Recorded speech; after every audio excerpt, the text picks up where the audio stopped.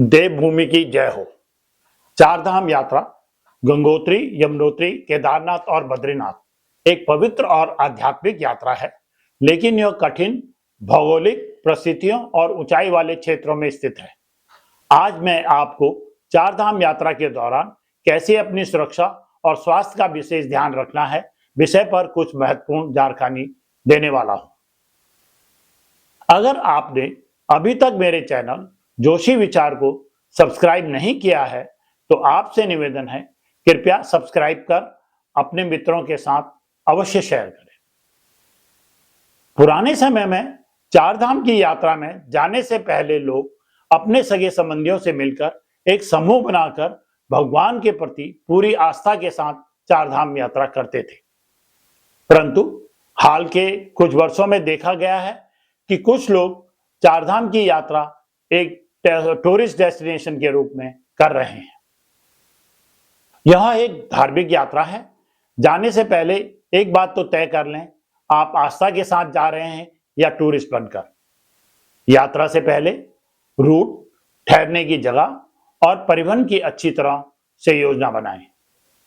Hotel, transport और helicopter सेवाओं की बुकिंग पहले से ही कर लें, क्योंकि यात्रा के मौसम में भीड़ बहुत होती है। ऑनलाइन बुकिंग किसी रिलायबल सोर्स से ही करें। महाकुंभ के दौरान घटी एक सच्ची घटना आपको बताना चाहता हूं। मेरे एक मित्र ने ऑनलाइन वेबसाइट से प्रयागराज की यात्रा के लिए टेम्पो ट्रैवलर को बुक किया।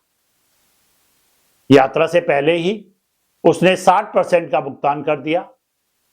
यात्रा के दिन वह इंतजार करता रहा, परंतु वाहन नहीं आया। फोन पर संपर्क करने पर 20% और की डिमांड की गई और विश्वास दिलाया कि आधे घंटे में वाहन पहुंच जाएगा। 20% का भुगतान करने पर भी जब वाहन नहीं आया तो संपर्क करने पर फोन स्विच ऑफ पाया। अभी तक उस फोन नंबर से संपर्क नहीं हो पा रहा है। महाकुंभ की यात्रा धरी की धरी रह गई। पैसों का नुकसान हुआ अलग से। असुविधा से बचने के लिए ऑनलाइन बुकिंग सावधानी से करें। जरूरी दस्तावेज जैसे पहचान पत्र, आधार कार्ड, पासपोर्ट, ड्राइविंग लाइसेंस, यात्रा परमिट जो कि आप ऑथराइज्ड ट्रैवल एजेंट या उत्तराखंड राज्य सरकार से प्राप्त कर सकते हैं, और अन्य जरूरी दस्तावेज रखें। अगर संभव हो तो अपने हर एक सदस्य के गले में बैज जिसमें नाम, पता, इमरजेंसी कॉन्टैक्ट नंबर दिया हो पहना दें। चारधाम का रास्ता बड़ा दुर्गम है। अगर आप खुद ड्राइव कर जाना चाहते हैं तो सुनिश्चित कर लें कि आपको पहाड़ों में ड्राइव करने का अनुभव हो। ओवर कॉन्फिडेंस में अपने आप ना ड्राइव करें, अन्यथा किसी अनुभवी ड्राइवर जिसको पहाड़ों में गाड़ी चलाने का अनुभव हो अपने साथ ले जाएं। चारधाम यात्रा के दौरान मौसम ठंडा और अप्रत्याशित हो सकता है। गर्म कपड़े जैसे स्वेटर, जैकेट, टोपी, दस्ताने और मोजे जरूर ले जाएं।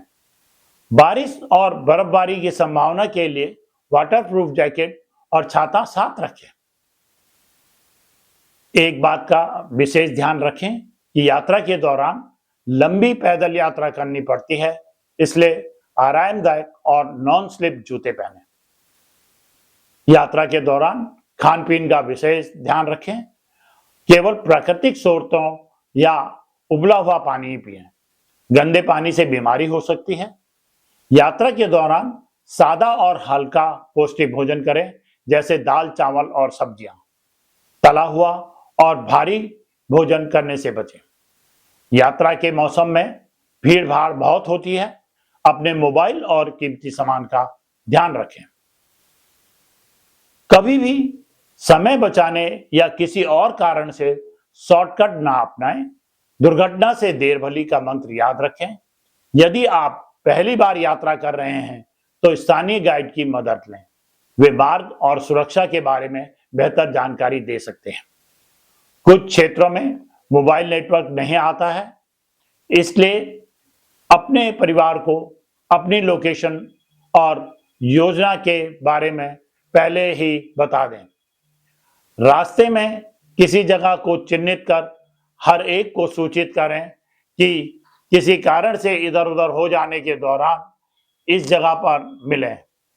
आप प्राकृतिक वातावरण में यात्रा कर रहे हैं, तो जगह की प्राकृतिक सुंदरता को बनाए रखें। प्लास्टिक बोतलें और थैलियों का उपयोग ना करें।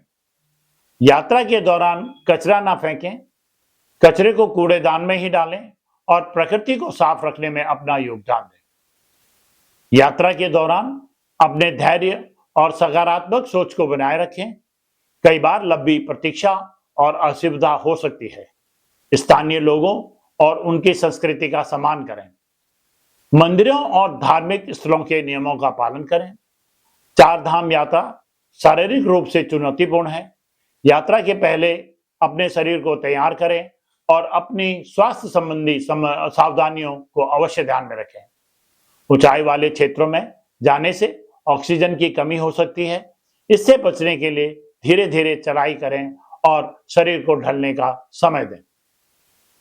अपने साथ बुनियादी दवाइयां जैसे बुखार, सिरदर्द, पेट दर्द, मोशन सिकनेस और फर्स्ट एड किट जरूर रखें। यदि आपको हृदय, फेफड़े या अन्य भी गंभीर बीमारी हैं या नहीं भी हैं, तो यात्रा से पहले डॉक्टर से सलाह अवश्य लें। चार धाम यात्रा एक पवित्र और यादगार अनुभव है, लेकिन इसे सुरक्षित और सुखद बनाने के लिए सावधानियों का पालन करना आवश्यक है। यात्रा के दौरान यातायात के नियमों, अपने स्वास्थ्य, सुरक्षा और पर्यावरण का विशेष ध्यान रखें। जय बद्री विशाल, जय केदारनाथ, जय गंगोत्री, जय यमुनोत्री।